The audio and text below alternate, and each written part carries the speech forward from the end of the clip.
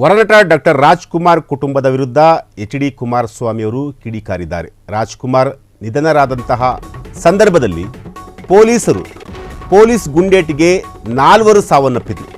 ಆ ಸಾವಿಗೆ ರಾಜ್ಕುಮಾರ್ ಕುಟುಂಬ ಹಾಗೂ ಆಸ್ಪತ್ರೆಯೇ ಕಾರಣ ಹೀಗಂತ ಕುಮಾರಸ್ವಾಮಿ ಅವರು ಕಿಡಿಕಾರಿರುವಂತಹದ್ದು. ಏಕಾಏಕಿಯಾಗಿ ನಿಧನದ ಬಗ್ಗೆ ಘೋಷಣೆ ಮಾಡಿದ್ದರಿಂದ ಸಾವಾಯಿತು. ಮಾಜಿ ಮುಖ್ಯಮಂತ್ರಿ ಕೇಂದ್ರ ಸಚಿವ ಎಚ್.ಡಿ. ಕುಮಾರಸ್ವಾಮಿ ಅವರೀಗ ರಾಜ್ಕುಮಾರ್ ಕುಟುಂಬದ ವಿರುದ್ಧ ಕಿಡಿಕಾರಿರುವಂತಹದ್ದು. ರಾಜ್ಕುಮಾರ್ ಅವರ ನಿಧನದ ಬಗ್ಗೆ ಮೊದಲು ಮಾಹಿತಿ ನೀಡಿರಲಿಲ್ಲ. ರಾಜ್ಕುಮಾರ್ ಕುಟುಂಬವಾಗಲಿ ಆಸ್ಪತ್ರೆಯವರಾಗಲಿ ಸರ್ಕಾರಕ್ಕೆ ಯಾವುದೇ ರೀತಿಯಾದಂತಹ ಒಂದು ಮಾಹಿತಿಯನ್ನು ಕೊಟ್ಟಿರಲಿಲ್ಲ. ಸರ್ಕಾರಕ್ಕೆ ಮಾಹಿತಿ ನೀಡದೆ ಏಕಾಏಕಿ ನಿಧನದ ಬಗ್ಗೆ ಪ್ರಕಟಣೆ ಮಾಡಿದರು. ಇವತ್ತು ಮತ್ತೆ ರಾಜ್ಕುಮಾರ್ ಅವರ ಕುಟುಂಬ ಜೊತೆಗೆ ಆಸ್ಪತ್ರೆಯವರ ವಿರುದ್ಧ ಎಚ್.ಡಿ. ಕುಮಾರಸ್ವಾಮಿ ಅವರು ಕಿಡಿಕಾರಿರುವಂತಹದ್ದು.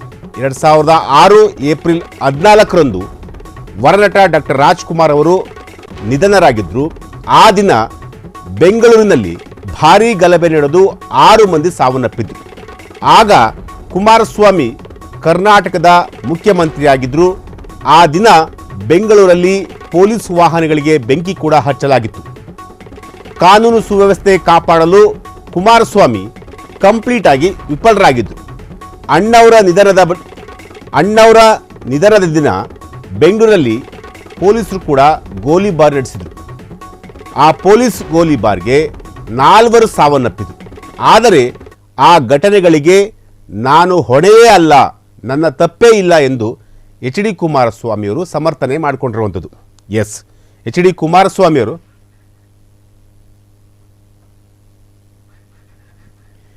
ಹಾಗಾದರೆ ಎಚ್.ಡಿ. ಕುಮಾರಸ್ವಾಮಿಯವರು ಏನು ಹೇಳಿದ್ರು, ಅಣ್ಣವರ ಕುಟುಂಬದ ಬಗ್ಗೆ ಏನು ಮಾತನಾಡಿದ್ರು, ಬರೀ ನೋಡ್ಕೊಂಬರೋಣ. ರಾಜ್ಕುಮಾರ್ ಅವ್ರ ಘಟನೆ ಹೇಳಿದ್ನಲ್ಲ, ನಾನೇ ಹೇಳ್ತಾ ಇದ್ದೀನಲ್ಲ, ರಾಜ್ಕುಮಾರ್ ಅವರ ಘಟನೆ ಯಾರು ಬೆಂಗಳೂರು ನಗರದಲ್ಲಿ ಅಶಾಂತಿಯ ವಾತಾವರಣ ಉಂಟು ಮಾಡಲಿಕ್ಕೆ ಪ್ರಯತ್ನ ಪಟ್ಟರು, ಸೀಮೆಣ್ಣೆ ಡಬ್ಬಗಳಲ್ಲಿ ಸೀಮೆಣ್ಣೆ ತಂದು ಪೆಟ್ರೋಲ್ ತಂದು ಅವತ್ತು ಶಾಂತಿಯುತವಾಗಿ ಆಗಬೇಕಾದಂತ ರಾಜ್ಕುಮಾರ್ ಅವ್ರಿಗೆ ನಾವು ಗೌರವ ಸಲ್ಲಿಸಬೇಕಾದ್ರೆ ನಡ್ಕೊಂಡಂತ ರೀತಿ ಇದೆಯಲ್ಲ, ಅದರ ಮೇಲೆ ಗೋಲಿಬಾರ್ ಆಯ್ತು. ಅದರಲ್ಲಿ 2 ಸತ್ತಿದ್ದ. ನಾನು ಅದನ್ನು ಓಪನ್ ಆಗಿ ನಾನೇ ಹೇಳ್ತಾ ಇದ್ದೀನಲ್ಲ, ಅದಕ್ಕೂ ಇದಕ್ಕೂ ಹೋಲಿಕೆ ಯಾಕೆ ಮಾಡ್ತೀರಿ? ನಾನವತ್ತು ಮೊದಲನೇ ಬಾರಿ ಅಧಿಕಾರಿಗೆ ಬಂದಿದ್ದೆ ನಮ್ಮ ರಾಜ್ಯದಲ್ಲಿ. ಅಂತ ಒಬ್ಬ ದೊಡ್ಡ ಮಟ್ಟದ ಗಣ್ಯ ವ್ಯಕ್ತಿ ನಿಧನರಾದಂಥದ್ದು ಅದೇ ಮೊದಲನೇ ಘಟನೆ. ಅವತ್ತು ಪ್ರಿಕಾಷನರಿ ಮೆಜರ್ ತಗೊಳ್ತಕ್ಕಂಥದ್ದಕ್ಕೆ ಯಾವ ರೀತಿ ನಾವು ತೀರ್ಮಾನಗಳು ಮಾಡಬೇಕಾಗಿತ್ತು, ನಮ್ಮ ತೀರ್ಮಾನಕ್ಕಿಂತ ಹೆಚ್ಚಾಗಿ ಆಸ್ಪತ್ರೆಯಿಂದ ಬುಲೆಟಿನ್ ಹೊರಡಿಸ್ಬಿಟ್ರು. ರಾಜ್ಕುಮಾರ್ ಅವರ ನಿಧನದ ಬಗ್ಗೆ ಯಾವುದೇ ರೀತಿಯ ನಾವು ಸೆಕ್ಯೂರಿಟಿ ಮೆಜರ್ ತಗೊಳ್ಳೋದಕ್ಕಿಂತ ಮುಂಚೆ ಅವರು ಅಪರಾಧ ಮಾಡಿದ್ದು ಆಕ್ಚುಲಿ, ಅದನ್ನು ಮೊದಲೇ ಹೇಳಿ. ಆದರೂ ನಾವು ಯಾರ ಮೇಲೂ ದೋಷ ಕೊಡ್ಲಿಕ್ಕೆ ಹೋಗಲಿಲ್ಲ. ಇದನ್ನ ಅರ್ಥ ಮಾಡ್ಕೋಬೇಕು. ಅದಕ್ಕೂ ಇದಕ್ಕೂ ಹೋಲಿಕೆ ಯಾವುದೇ ಕಾರಣಕ್ಕೂ ಹೊಂದಾಣಿಕೆ.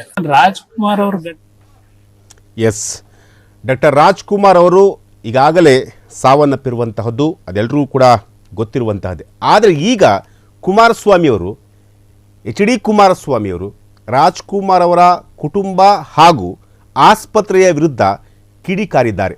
ಅದರಲ್ಲೂ ಕೂಡ ಇಂತಹ ಸಂದರ್ಭದಲ್ಲಿ ಈ ರೀತಿಯಾದಂತಹ ಸ್ಟೇಟ್ಮೆಂಟ್ಗಳು ಅವಶ್ಯಕತೆ ಇದೆಯಾ ಅನ್ನೋದು ಈಗ ಚರ್ಚೆ ಆಗ್ತಿರುವಂತಹ ಒಂದು ವಿಚಾರ.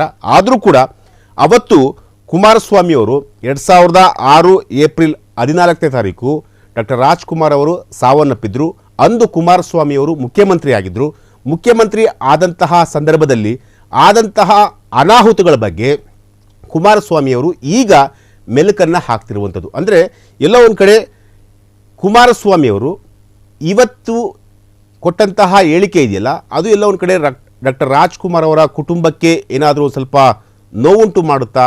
ಖಂಡಿತವಾಗ್ಲೂ ಗೊತ್ತಿಲ್ಲ. ಯಾಕೆಂತಂದರೆ ಕುಮಾರಸ್ವಾಮಿಯವರು ಏನೇ ಮಾತನಾಡಿದ್ರು ಕೂಡ ಬಹಳ ಅಂದರೆ ತುಂಬ ಅರ್ಥಗರ್ಭಿತವಾಗಿ ಮಾತನಾಡ್ತಾರೆ. ಅಂದರೆ ಯಾರಿಗೂ ಕೂಡ ಹರ್ಟ್ ಆಗಬೇಕು ಅಥವಾ ಹರ್ಟ್ ಮಾಡಬೇಕು ಅನ್ನೋ ಒಂದು ಉದ್ದೇಶ ಇಟ್ಕೊಂಡು ಅವರು ಮಾತನಾಡಲ್ಲ.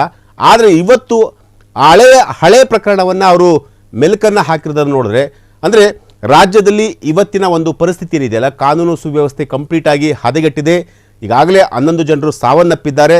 ಸೊ ಅವರ ಸಾವಿಗೆ ಯಾರು ಕಾರಣ ಅನ್ನೋದ್ರ ಬಗ್ಗೆ ಪ್ರಶ್ನೆಯನ್ನು ಮಾಡಿದಂತಹ ಸಂದರ್ಭದಲ್ಲಿ ತಮ್ಮ ಅವಧಿಯಲ್ಲೂ ಕೂಡ ಇದೇ ರೀತಿಯಾಗಿ ಆಗಿತ್ತು ಅಂತೇಳಿ ಮಾಧ್ಯಮದವರು ಪ್ರಶ್ನೆಯನ್ನು ಮಾಡಿದಂತಹ ಸಂದರ್ಭದಲ್ಲಿ ಕುಮಾರಸ್ವಾಮಿಯವರು ಹಳೆ ನೆನಪನ್ನು ಡಾಕ್ಟರ್ ರಾಜ್ಕುಮಾರ್ ಅವರ ನಿಧನ ಆದಂತಹ ಸಂದರ್ಭದಲ್ಲಿ ಪೊಲೀಸ್ ಗುಂಡೇಟಿಗೆ 4 ಅಮಾಯಕರು ಸಾವನ್ನಪ್ಪಿದ್ರು.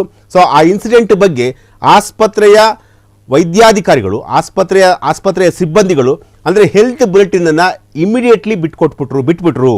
ಜೊತೆಗೆ ಅವರ ಸಾವಿನ ಬಗ್ಗೆ ಒಂದಷ್ಟು ಪ್ರಿಕಾಕ್ಷನನ್ನು ತೆಗೆದುಕೊಳ್ಬೇಕಾಗಿತ್ತು. ಆದರೆ ಪ್ರಿಕಾಕ್ಷನನ್ನು ತೆಗೆದುಕೊಳ್ಳುವಂತಹ ಸಂದರ್ಭದಲ್ಲಿ ಅದಕ್ಕಿಂತ ಮುಂಚಿತವಾಗಿ ಹೆಲ್ತ್ ಬುಲೆಟಿನನ್ನು ಬಿಟ್ಬಿಟ್ರು ಅಂತೇಳಿ ಕುಮಾರಸ್ವಾಮಿ ಅವರು ಹೇಳ್ತಿರುವಂಥದ್ದು. ಸೊ ಹಾಗಾಗಿ ಕುಮಾರಸ್ವಾಮಿ ಅವರ ಈ ಸ್ಟೇಟ್ಮೆಂಟು ಮುಂದೆ ಯಾವ ರೀತಿಯಾಗಿ ಯಾವ ಸ್ವರೂಪವನ್ನು ಪಡೆಯುತ್ತೆ ಕಾದು ನೋಡಬೇಕಾಗುತ್ತೆ. ಕ್ಷಣ ಕ್ಷಣದ ಸುದ್ದಿಗಳಿಗಾಗಿ ಫ್ರೀಡಂ ಟಿವಿ ಸಬ್ಸ್ಕ್ರೈಬ್ ಮಾಡಿ, ಲೈಕ್ ಮಾಡಿ ಹಾಗೂ ಫಾಲೋ ಮಾಡಿ. ಹೊಸ ಸುದ್ದಿಗಳ ನೋಟಿಫಿಕೇಶನ್ಗಾಗಿ ಬೆಲ್ ಐಕಾನ್ ಮೇಲೆ ಕ್ಲಿಕ್ ಮಾಡಿ.